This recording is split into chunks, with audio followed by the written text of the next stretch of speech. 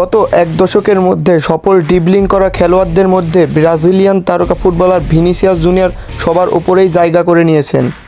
তারকা এই Brazilian footballer গত এক দশকে 335টি সফল ড্রিবলিং করেছেন। এমন একজন ফুটবলারকে ধরে রাখতে চাইবে যে কোনো দল, রিয়াল মাদ্রিদও এর ব্যতিক্রম নয়। নিজেদের আক্রমণ শক্তি ধরে রাখতে ভিনিসিয়াস জুনিয়রের সঙ্গে চুক্তি নবায়ন করেছে লস ব্লাঙ্কোসরা। ভিনির সঙ্গে নতুন চুক্তির মেয়াদ লম্বা সময়ের জন্য করেছেন রিয়াল মাদ্রিদ।